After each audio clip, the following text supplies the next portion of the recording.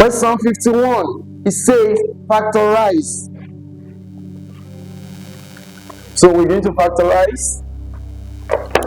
Factorize ax squared minus b squared y minus b squared x plus a squared y. So how do I factorize in this case? I look for the ones whose unknowns are the same order. So you look at ax squared and which other one has x. It has to be what? It has to be b squared x. Then b squared y and a squared y are going to be brought together. So I rearrange and write ax squared minus b squared x. I put them in brackets. Then what do we have? You have a squared y minus what? B squared y. I put them in brackets. Don't forget, it is what? Minus, it is plus a squared y. So what happens here? I literally ask myself, what is common here? The only thing that is common here is what? Is x. And when I bring x out, I'm going to have what? A x minus what? Minus b squared. When I do the same here, I bring what is common here is what? Is y plus y. I have a squared minus what? B squared. And that is it. I think we have an issue. A squared x, b squared x. So it was never a x squared. So we have to correct that. A squared x and this a squared x.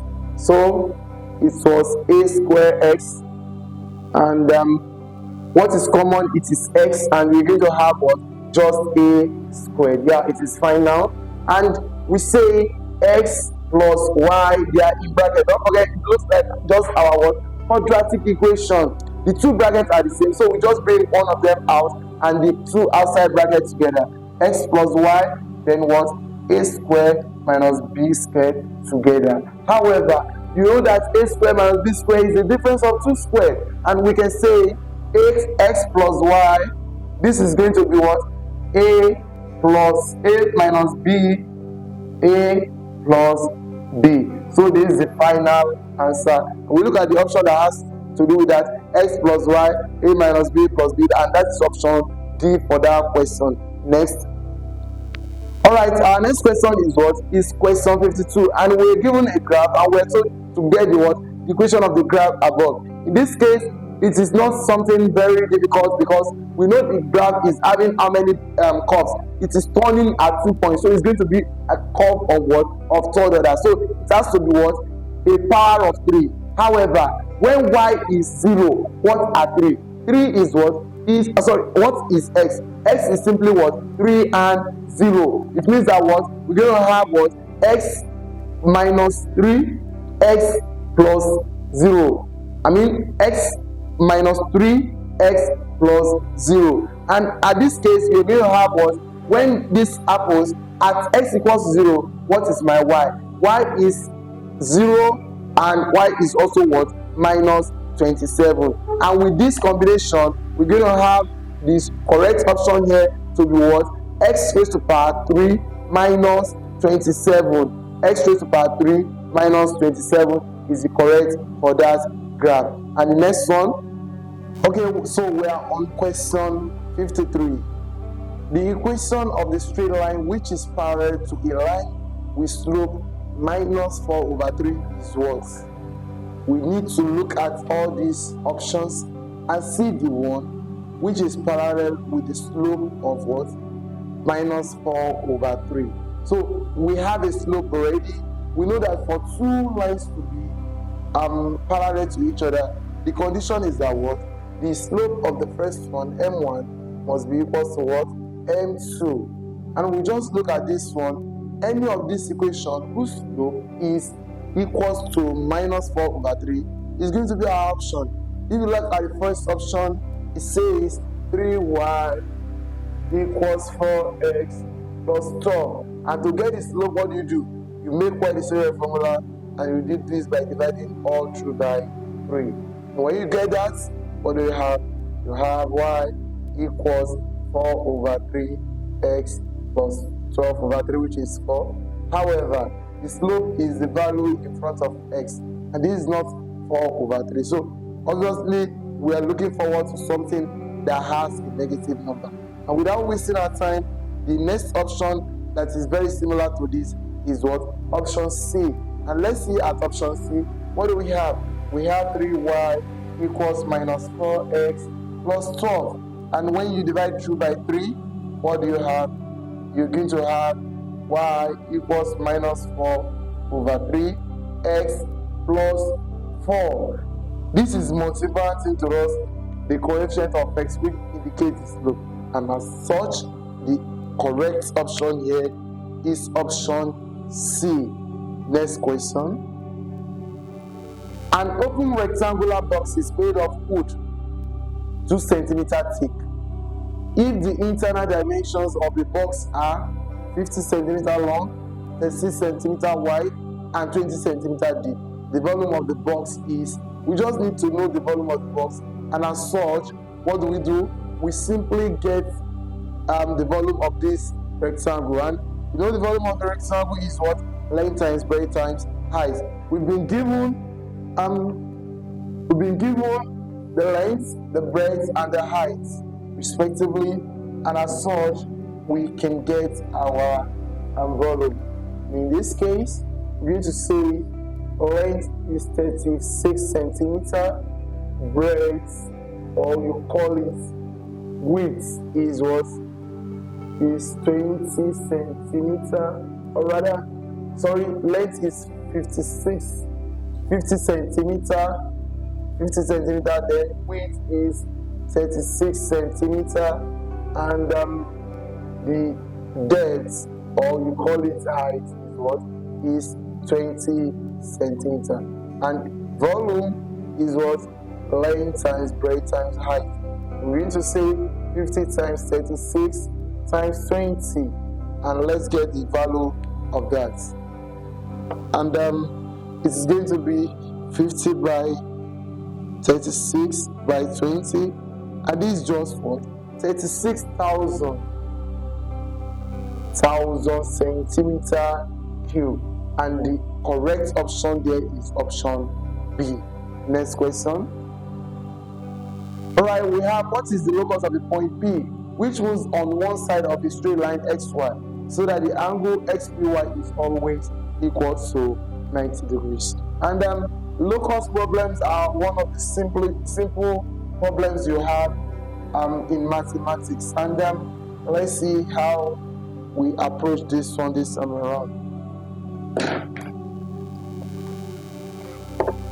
We're told that there is a line xy. So let's assume this is my line xy, and there is the locus of a point that is what? That is just moving on one side of this line, so that the angle xpy is always equal to 90 degrees.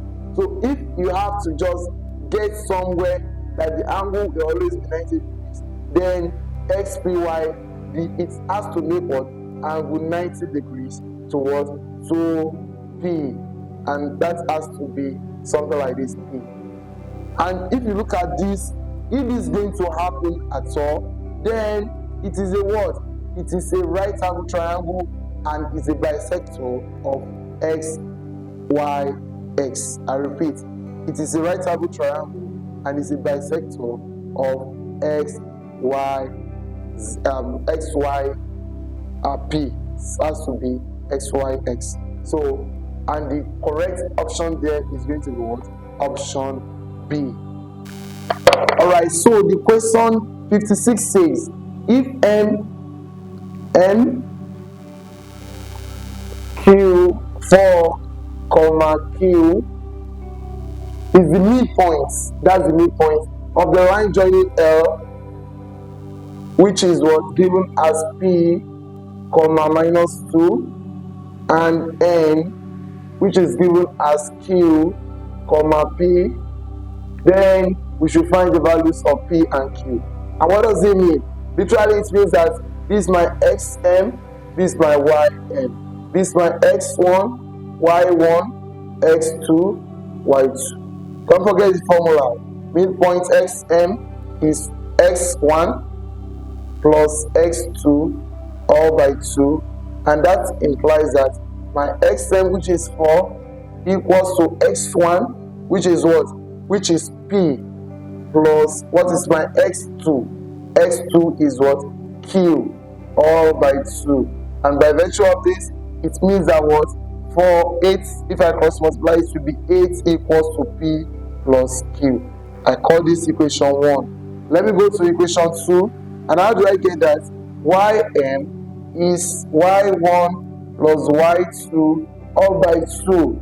And what is my y1? y1 is minus 2.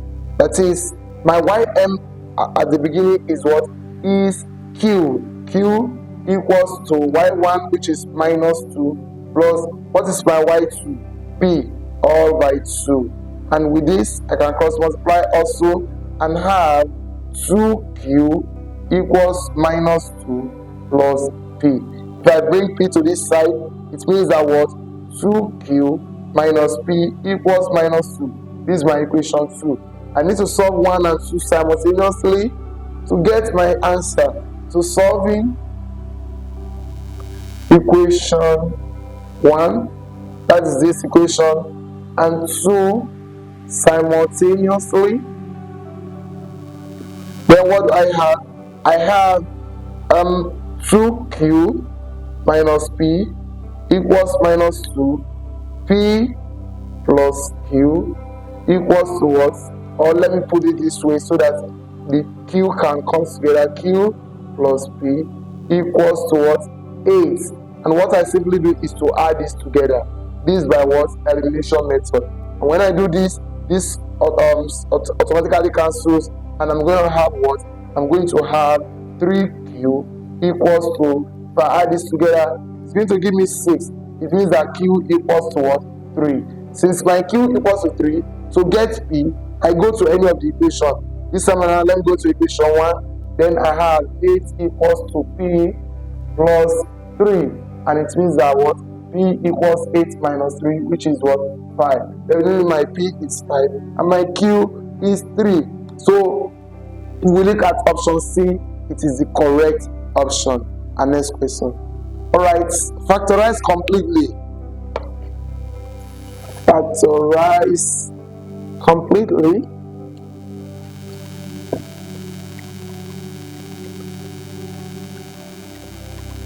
Factorize completely the expression abx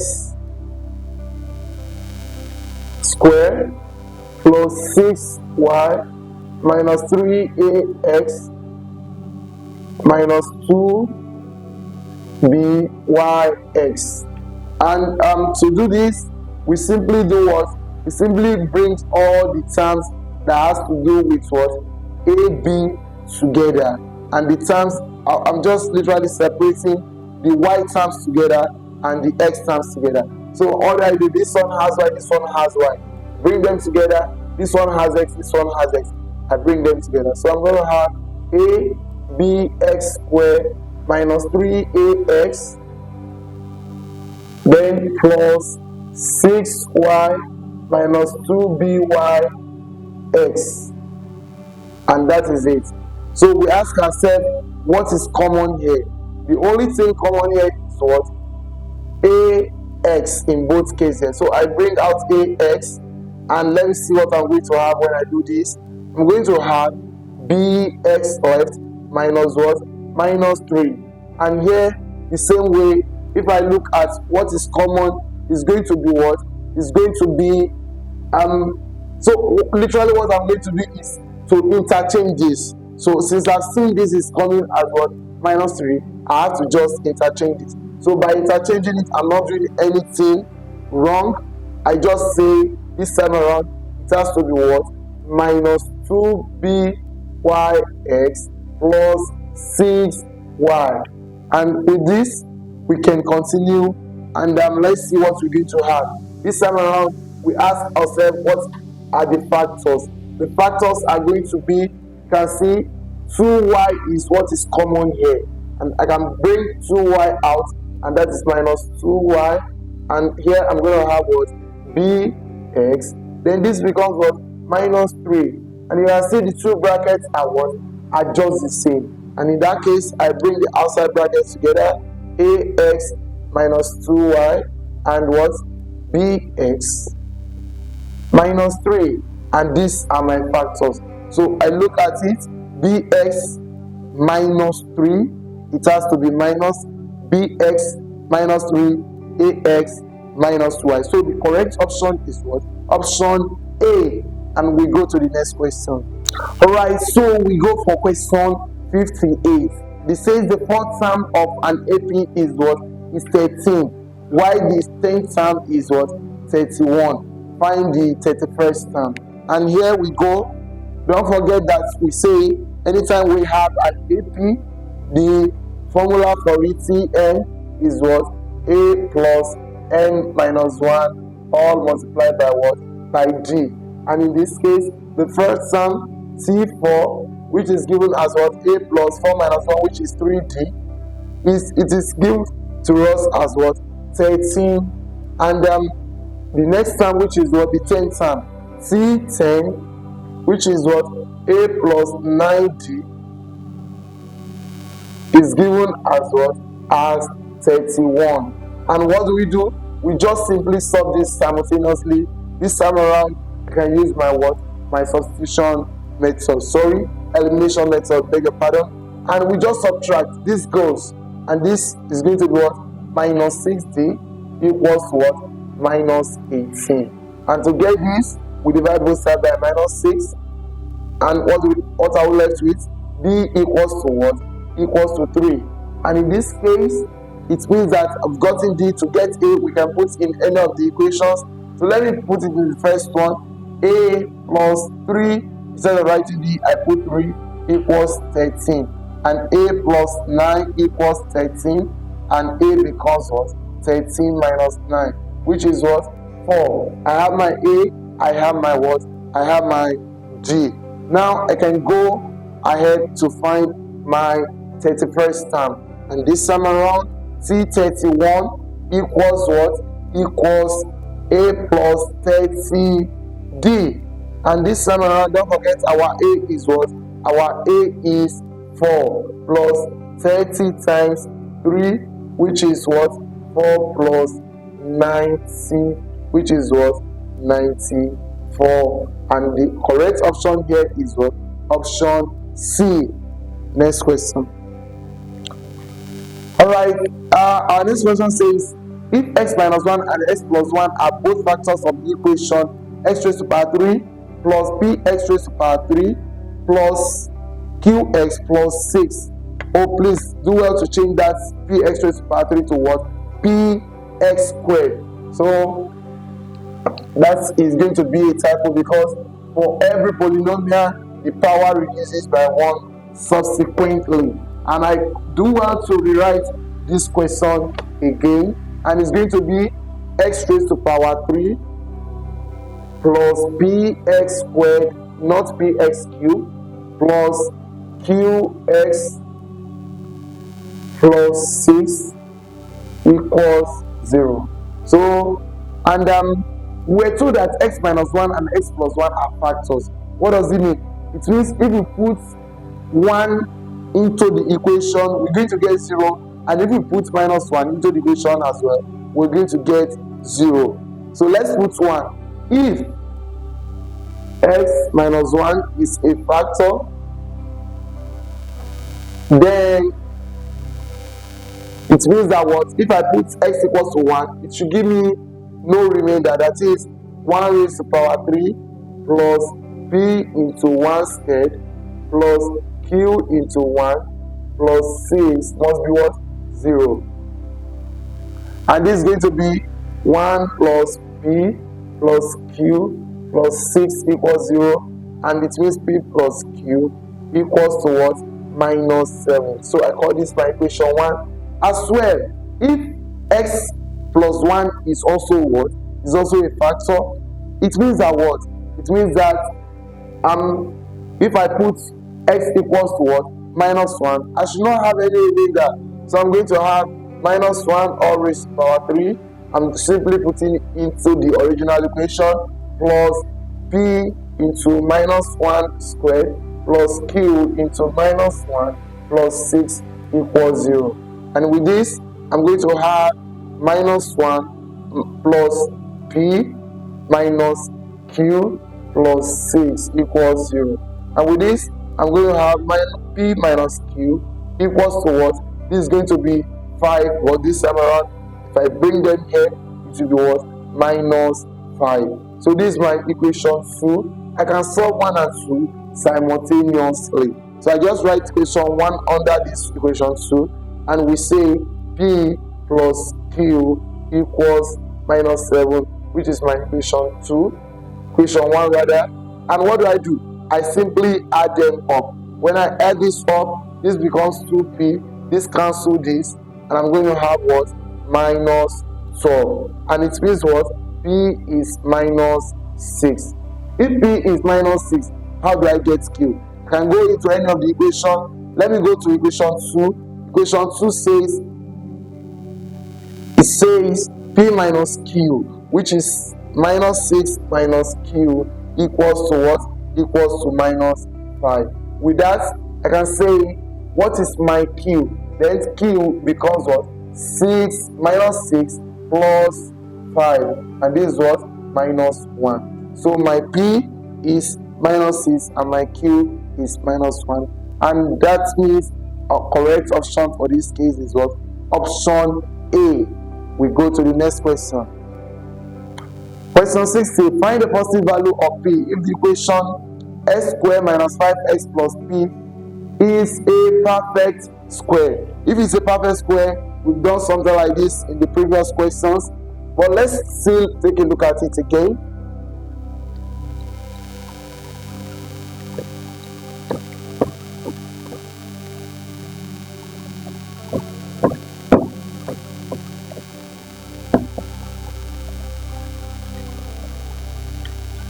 Alright, so we're told it's a perfect square. If it's a perfect square, then it means that what?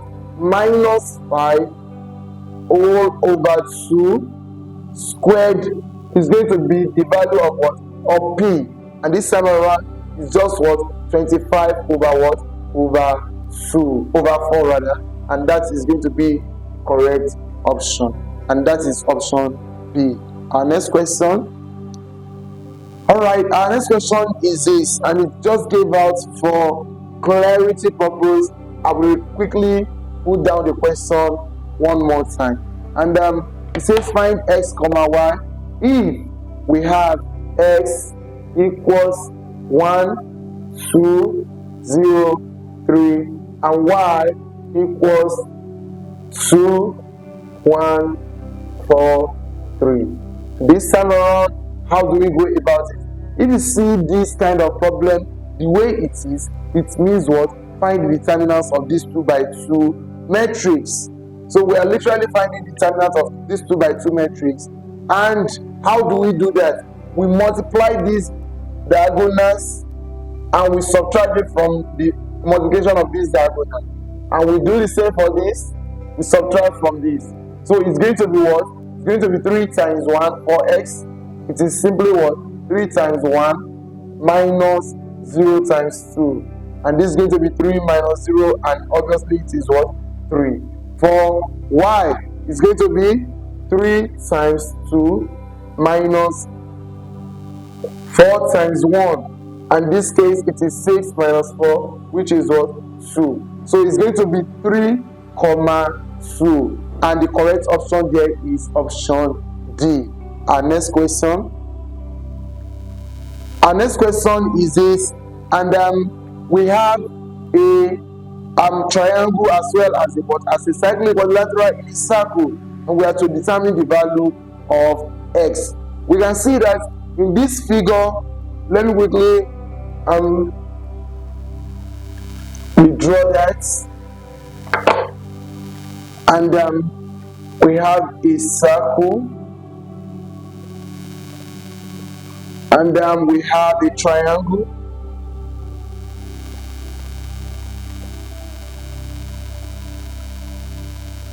And this happens, and this my x. However, we've been given 53 degrees there,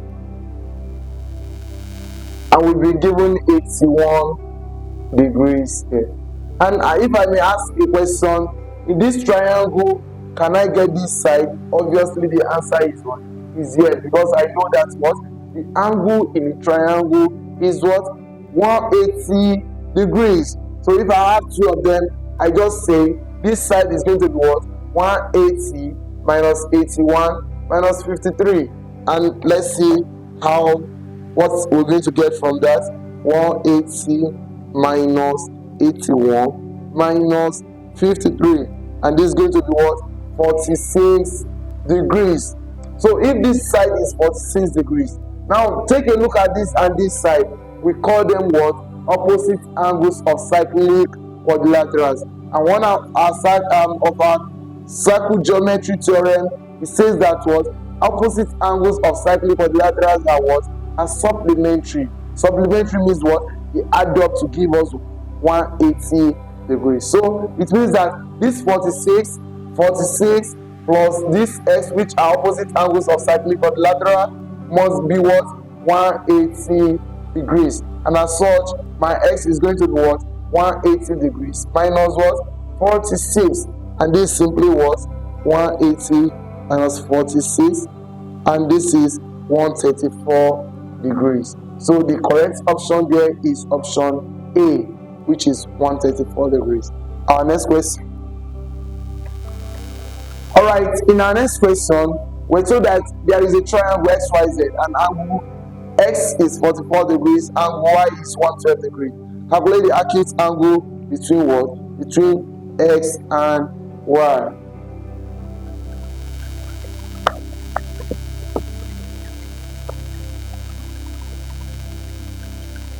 So we have a triangle, so we can draw it to give us a better what? A better idea of the problem we're dealing with. We have a triangle XYZ. However, there is a kind of obtuse of it. So I'm going to draw the triangle this way.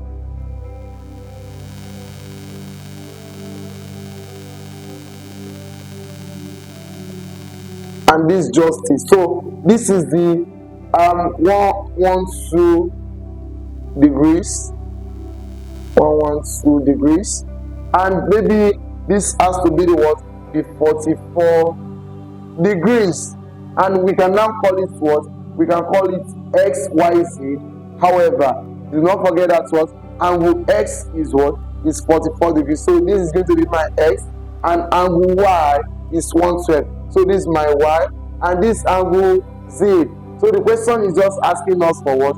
Between the internal triangle XYZ and that of this. So it's literally asking us for this what? This angle. Let's call it what? Theta. How do we get theta? We simply say angle on a straight line is 180, and as such, theta plus 112 degrees must be what? 180 degrees. And if you take a look at this, it means that theta will be what? 180 degrees minus what? 112 degrees. And let's quickly look at that. 180 minus 112, and this is what? 68 degrees. So theta is what? 68 degrees. So the correct option is option C. Go to the next question. 64. Which of the following is a sketch of y equals to 3 sine x? And in this case, you don't really have to worry yourself about much, because you know a sine function is 0 at the origin and is maximum up there, whereas a cosine function is maximum at the origin and is 0 maximum at the origin and 0 somewhere around 90 degrees. And if you look at this, it has been shifted by 3, so they call that amplitude. So the amplitude means the maximum you're going to have there, because of that 3 in front of sine, it means that what? You're going to have maximum on the y-axis as what? As 3. But do not forget to keep in mind that the sine function starts from 0. So let's see which one starts from 0 and has that amplitude. And obviously, the only one that satisfies this condition is what? Option C. So option C is our correct option. Our next question.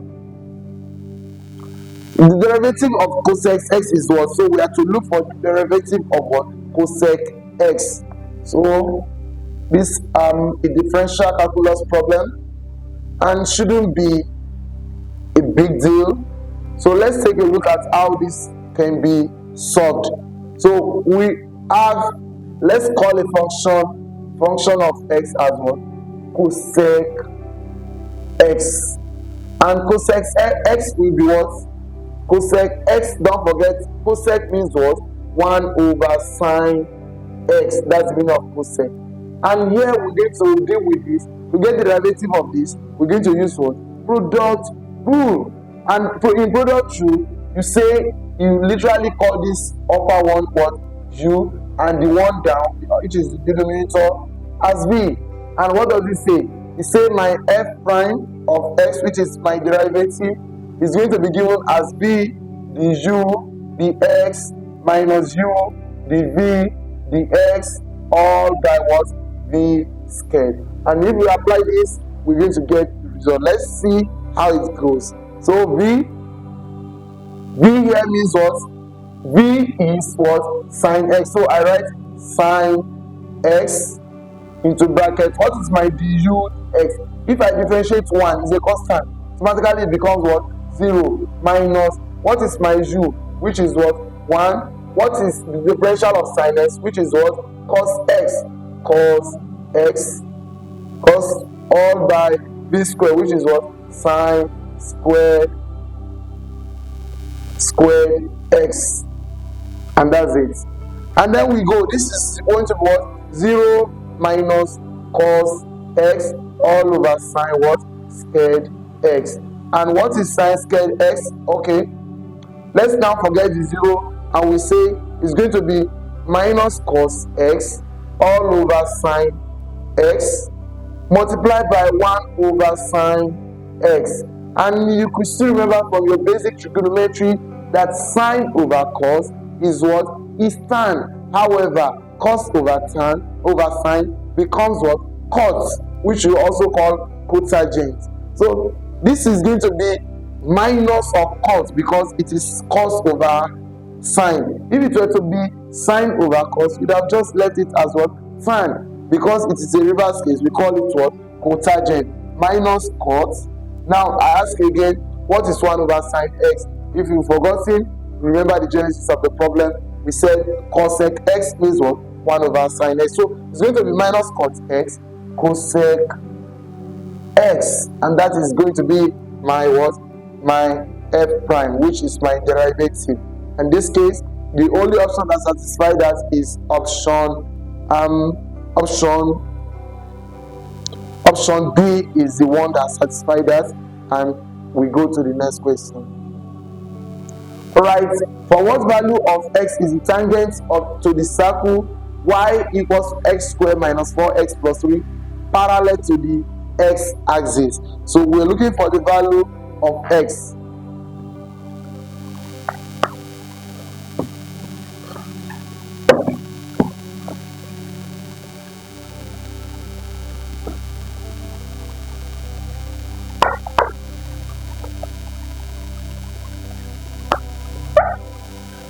So let's check this out. It says the tangent, and don't forget tangent means what? Tangent means the gradient. Tangent means what? The gradient, because tangent is just touching it, and if it is parallel to x, we just have to do what? We just have to differentiate and equate to 0 and see what answer we're going to have. And if I differentiate this function, I get the tangent, which is the gradient, and the function is y equals to x squared minus 4x plus 3. And if I differentiate it, what does it mean? It means the y, the x equals to 2x minus 4. And if it is parallel to x-axis, obviously it is what? It is 0. Meaning the slope, there is no slope between it and what? An x-axis. And as such, I can say 2x minus 4 equals 0, and 2x equals 0 plus 4, and 2x equals 4. Can divide both sides by 2, and I have x equals to what? 2. So the only solution there that can give us this condition is B, which is x equals to 2. Our next question.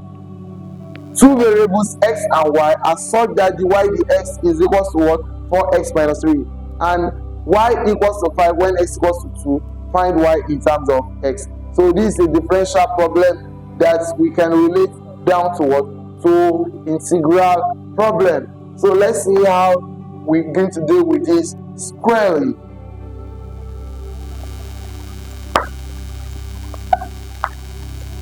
So we have that what? The y dx is given as what? 4x minus 3. And if you can cross multiply, it means what? The y equals to 4x minus 3 what? Dx. And if you integrate both sides, I'm going to have integral of the y equals to integral of what? 4x minus 3 dx. And this means that what? My y equals to integral of 4x minus 3 dx. And I solve this completely. How do I do that? Don't forget how to integrate. This is going to be what? An indefinite integral, because we do not have our boundary condition for the integral. However, we have others. So we say y equals, this time around is going to be what? 4x squared all by 2 minus 3x plus a constant of arbitration, or you call it what? An arbitrary constant. So this my constant. How do I get my constant? However, before then, don't forget 2 will go in this, and it will give us what? 2. It means that my function is what? 2x squared minus 3x plus c. And what is my c? C is what? Y minus 2x squared plus 3x. And with this, let me put in the values. Y is 5 when x is 2. So it means that what? C will be what? 5 minus 2 into 2 squared plus 3 into 2. And this is going to be 5 minus, this is going to be 8 plus 6. So 5 minus 8 is what? Is minus 3 plus 6 is going to be what? 3. So my constant of arbitration is what? 3. It means my function is what? Is 2x squared minus 3x plus 3, because I've gotten my constant to be what? To be 3. So the correct option here is what? Is option B.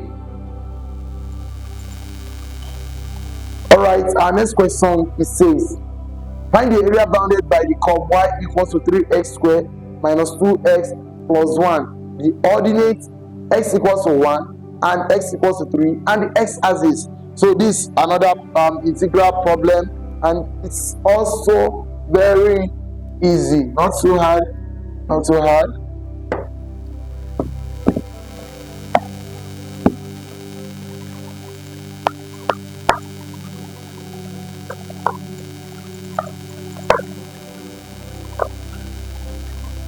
So we say that we're looking for that, and simply this means that what? Integral from upper boundary, which is 3 and 1. Then we write 3x squared minus 2x plus 1. Then we have to put what? The x. And what do? We simply integrate this. Don't forget how we go about that. Square plus 1, 2 plus 1, minus 2x raised to the power 1 plus 1, all over 1 plus 1, plus 1x raised to the power 0 plus 1, all over 0 plus 1. And we put our what? Our definite line 3 and 1.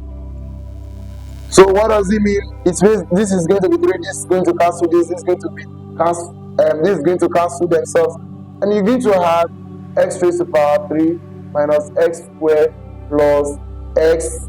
Then we take our what? Boundary condition. The upper boundary, we take it, and it's going to be what? 3 raised to the power 3 minus 3 squared plus 3 minus 1 raised to the power 3 minus 1 squared plus 1. And let's see how that works. It's going to be 27 minus 9 plus 3 minus 1 minus 1 plus 1. And you know this, we go and here 27 minus 9 is what? Is simply 18. So 18 plus 3 is what? 21. So 21 minus this one will give you 20. So the area is going to be 20, which is option what? Option D. And our next question, 69, the variance of the scores of this. So we're looking for the variance of this score. So let's just quickly do justice to that.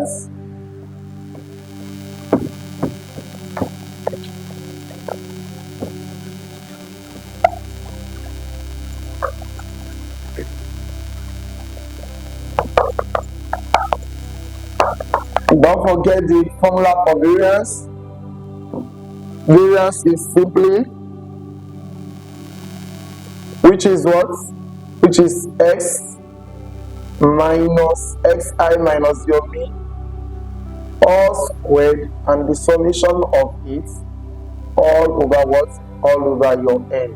Since this is what? This is an ungrouped data. So we need to literally find the mean first. And the mean of 1 plus 2 plus 3 plus 4 plus 5 all over what? All over 5, because there are 5 in number, is simply what? 15 by 5, which is what? 3. So my mean is what? Is 3. So we quickly look at it, and what are we going to do? We're going to say 3 minus, that is my, sorry, let's start with the 1. 1 minus 3 plus all squared, then plus 2 minus 3 all squared, plus 3 minus 3 all squared, plus 4 minus 3 all squared, plus 5 minus 3 all squared, and all divided by what? 5. That is my formula for my variance. In this case, say mean equals this. So in this case, we're going to have what? Minus 2 square, which is what? 4. Plus, this is going to be 1 square, 1. This is going to be 0. This is going to be 1. And this is going to be what? 4. All divided by 5. This is 4 plus 4, which is what? 8. 8 plus 1 plus 1, which is what? 10. And this is going to be 10 by 5. And your answer is just 2.0, which is option C for that question. Next, right, question 70. Question 70 says,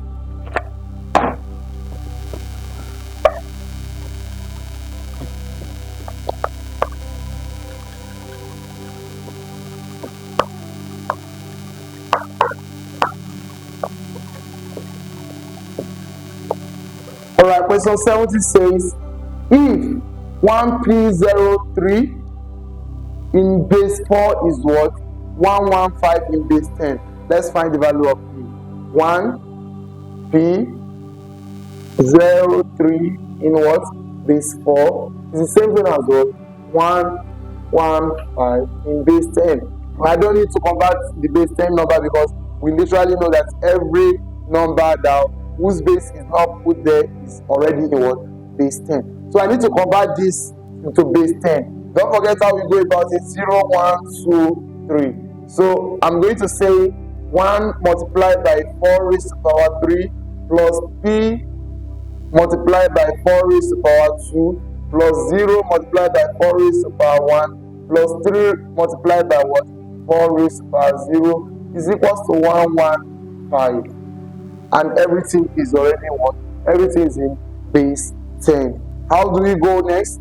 4 raised to power 3 is what?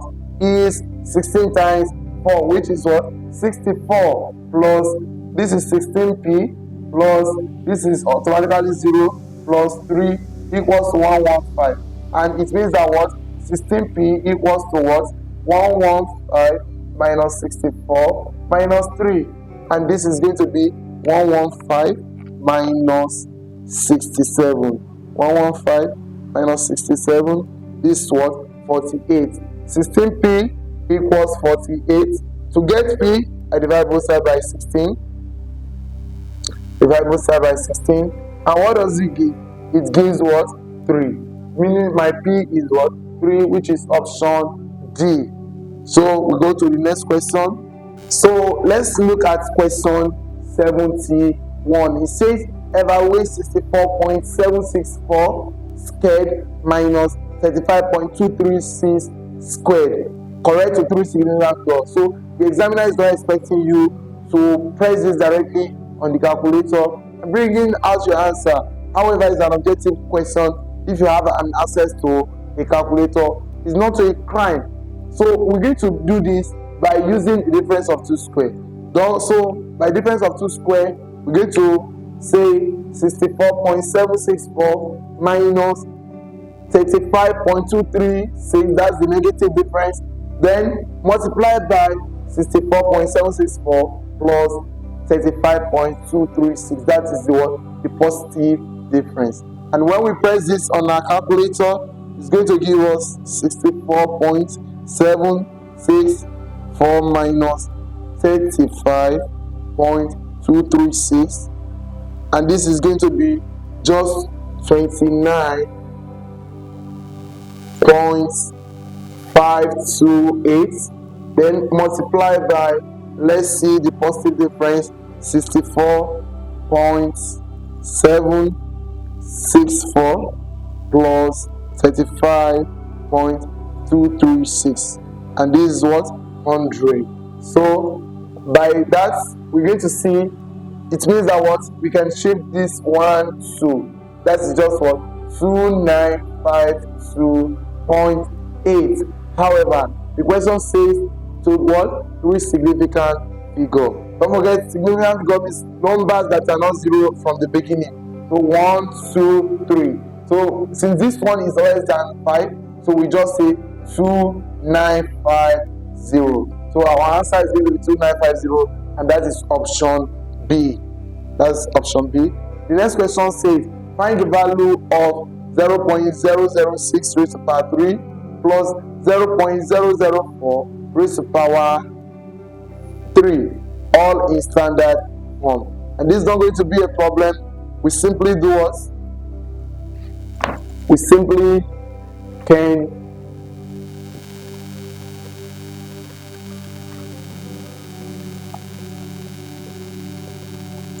so we simply are going to write that 0.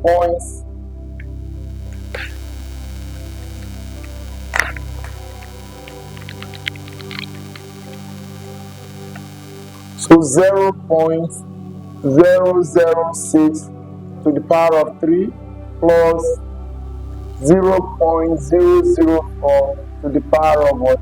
3. And here, what do? You express this inside as a standard form, and that's going to be what? 6.0 times 10 raised to the power. How many times do you shift? 1, 2, 3. Since you are shifting to the right, don't forget it's going to be negative. So it has to be what?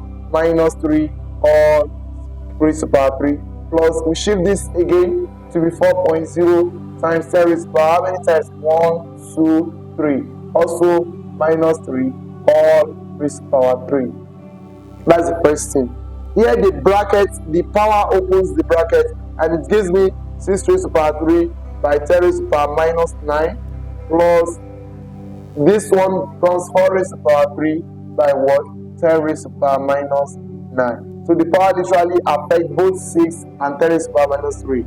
And here both 4 and 10 raised to the power minus 3. So what do we have? 6 raised to the power 3 is what? Is simply 216 multiplied by 10 raised to the power minus 9 plus 4 raised to the power 3 is 64 times 10 raised to the power minus 9. You see what is common here is what? Minus 9, and I can bring it out 10 raised to the power minus 9. And when I add these two together, what does it give me? 216 plus 64 literally is going to give me 280. However, this 280, I bring it down to what? The standard form. And it means currently the dot is at the back, and I want to shift it twice. So if I shift it twice, I reduce this minus by 2 times and 1, 2.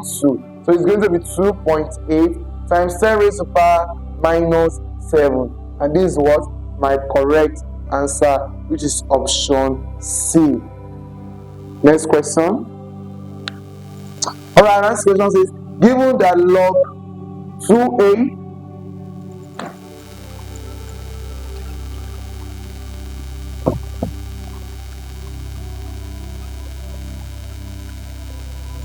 given that log a2 rather log base a of 2 equals 0.693 and log a of 3 is what? 1.097. We have to look for what? Log a 13.5. Please, whenever you have a case like this, know that the examiner hasn't given you log a2 and log a3. Expect you to maneuver your way out into looking at the relationship between 2 and 3 to give 13.5. The relationship between 2 and 3 to give 13.5. You could run some little testing, simulation in your head. However, it's not that hard. If you look at 3 raised to power 3, which is 27 divided by 2 will likely give you this what? 13.5. And you can verify that yes, it is exactly it. So I'm not going to write that again. I will write this is the same thing as well. Log a 27 all over 2. That's the first approach. You have to make sure your 13.5 is expressed in terms of 2 and 3 only. It can be 2 raised to power anything, it can be 3 raised to power anything, it can be multiplied by 2, it can be divided by anything, but anything you're going to use should be limited to what? 2 and 3. Learn to play with numbers. And in that case, I'm going to have log a 27 minus log a 2. But this 27 is what? Log a 3 raised to power 3 minus log a 2. And this 3 can come forward, becomes 3 log a 3 minus log a 2. So we have log a 3, we have log a 2. The next is just to put what? To put in. And this is going to be 3 multiplied by what is my log a 3? This is what? 1.097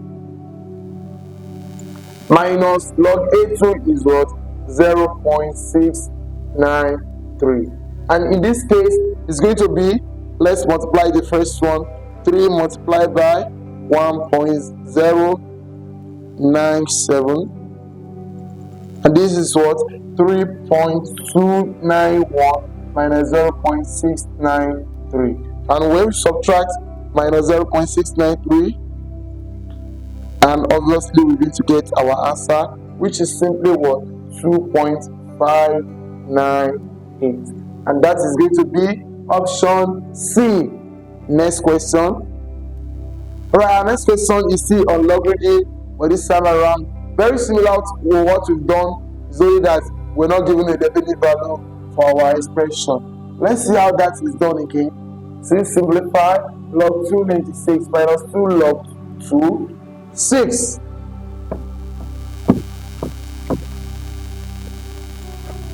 And this is not so hard.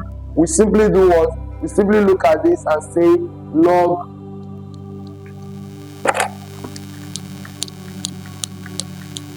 so log 296 minus 2 log 6.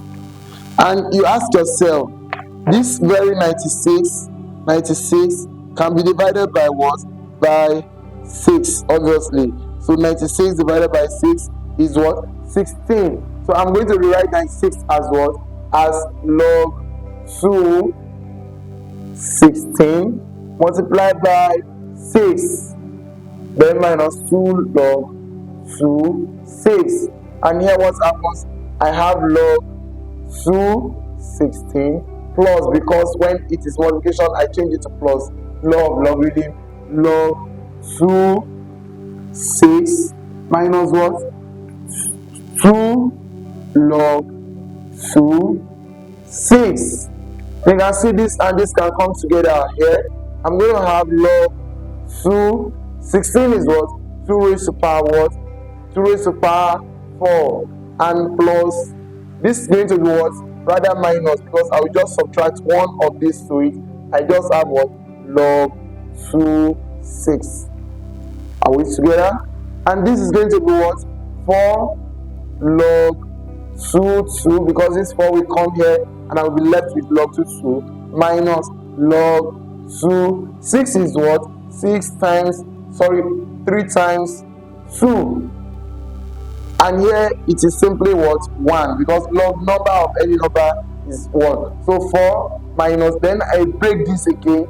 Don't forget, I'm going to write minus log 3 plus log 2 base in what? All in base 2. And next is what? To use the negative to open the bracket, and this is going to be, don't forget, log 2 is also what? 1. So I'm going to have 4 minus log 2 3 minus 1, and this will come to this. 4 minus 1 is 3, so our answer is going to be 3 minus log 2 3. That is going to be the correct answer. The option is what? Option B. Alright, question 75. It says